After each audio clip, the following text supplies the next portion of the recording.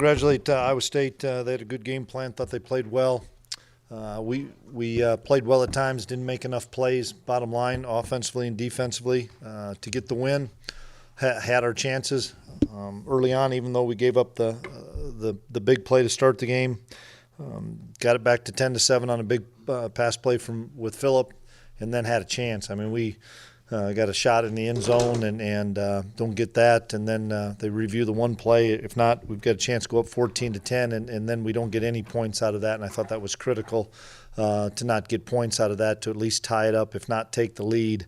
And then go down 20-7 at half. I still thought we had an opportunity, and come out the second half and make a big throw on first down, and then we just don't make the play on third down, and that had a chance to be a pretty good play. And so it's frustrating because we're close, but we have to be able to make plays, and both sides of the ball, offense, defense, a little bit of special teams as well. We've got to be able to make some of those critical plays, and obviously we're capable. We've seen it early on in the season, and the last 3 weeks, even though we've played really, really good football teams, we haven't made the plays. So we're positive with the guys. We've got a challenge to go on the road now and try to regroup. I love the character and leadership in that locker room, and we just got to fight back and try to go 1-0 next week.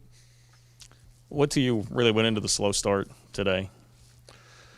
I have no idea. I mean, we just missed a fit, and two guys ran into each other and popped a big play. And that isn't a slow start. It's a mental error. We can't make the critical errors and give a kid of that ability the space to make a big run.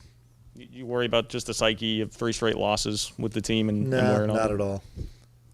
That's 3 straight games where the opposing quarterback has put up some pretty good numbers against you guys. What's it going to take moving forward to just play better defense? Well, the 3 pretty good quarterbacks too, and we just got to make some plays in man coverage. We've got to be able to get off and rush the passer so we can get people in his face. And it's a little difficult when we don't have probably our best couple pass rushers out there.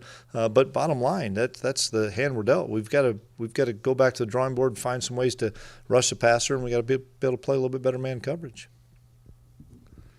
They run a lot of crossing patterns and have heavy tight end involvement. How do you counteract that? Yeah, the tight ends are really good players, and they can body up, and we've got smaller DBs, and that's kind of where we're at, and they were able to box us out a few times. And then we just did some poor things with some levels of coverage where they know it's man, and we get picked, and you're not going to call the picks because it just doesn't get called in college football, and that's not the issue. It's us avoiding them by playing with better levels so that we can get over the top of those pick routes, and we didn't do a good enough job of that.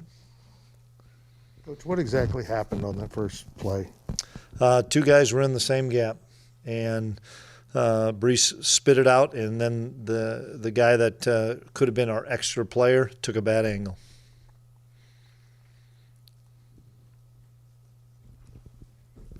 Did you feel like you had guys in the right positions defensively for most of the night? Yeah, for the most part, I thought we did some good things. We give up the 75-yarder, and then you got to keep the cup on this guy, and he's patient. And we lose the cup, meaning lose the edge of the defense because they can't see him, and they peek their head inside, and he bounces out for a 40-yard run. Those are the things that we worked on all week, to know your gap integrity and keep that and keep him in the cup, and we didn't do.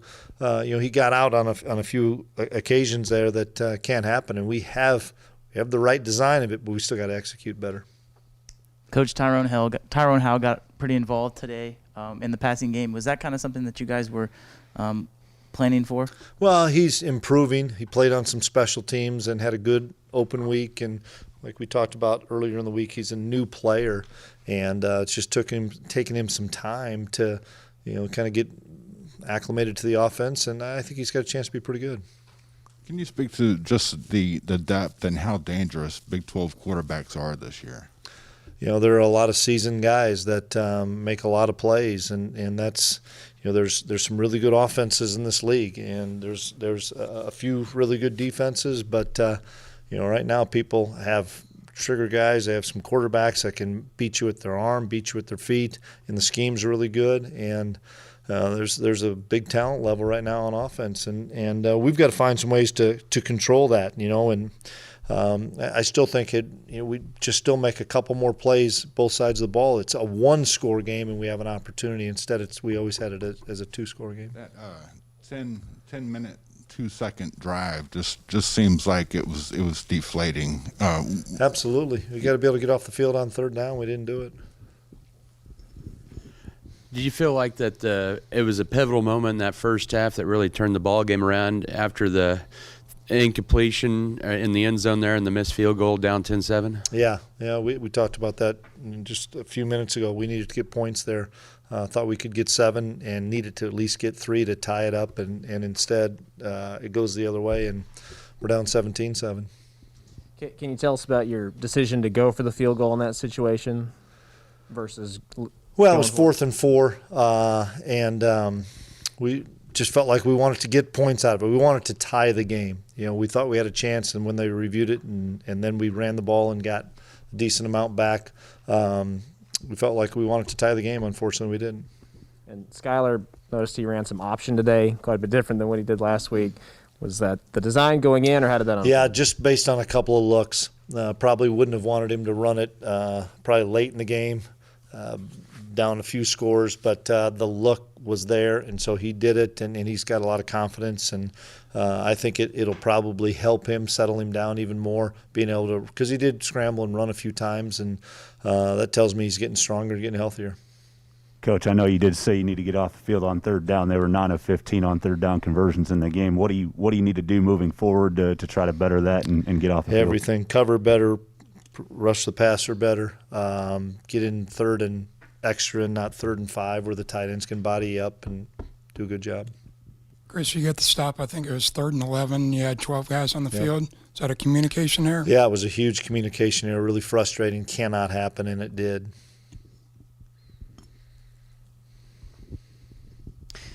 Chris, I guess, did you feel at any point tonight, given how much they were dominating some of the time of possession, did you think the defense ever got tired? No, I don't, simply because they had 60 plays and there's so many TV timeouts and we rotated enough guys in. That's not a reason for us not playing better. We need to play better and have to continue to work on getting off blocks, tackling, and being better in man coverage. Today, we played more man today because we thought we had to play more man, and they bodied us up. Those are good tight ends. They're 6'7", and once again, we're 5'9" in the secondary, and they bodied us up and did a really good job. Or they motioned a guy across and ran some rub or pick routes, and were able to get some completions. Coach, you did the onside kick there after you scored the touchdown. Was there ever any thought of maybe just trying to kick it deep or anything like that? No, we needed another possession back. When you had 5 minutes left, you're down to maybe 1, maybe 2 possessions, and I think we should have had it. We had an opportunity, and we used so many onside kicks the week before. We came up with a new plan, and it worked because the ball was squirting around out there, and we got to find a way to get that. No one was perfect today, but I thought the wide receivers, they got spread around a little bit. Saw some Tyrone Howell. Does that give you any confidence going forward? The depth there. We've got good talent at wide receiver and good talent at quarterback, and we just got to connect and make sure we're on the same page. And that's, we talked about it all week. We have to have all 11 guys on the same page, and we have a couple of times, whether it's offense, defense, or special teams, where maybe one guy's off a little bit with an assignment or a technique error. And when you play good football teams, that costs you.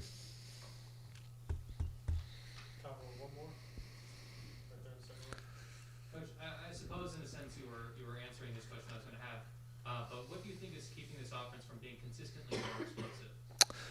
Well, against a defense like that, they're not going to give you very many explosive plays, and so you got to be patient. Really, against that defense, that's one of the best defenses. It's the best defense in the league right now, and so we've got to be patient. And then when you have the opportunities to make plays, you got to be able to make plays.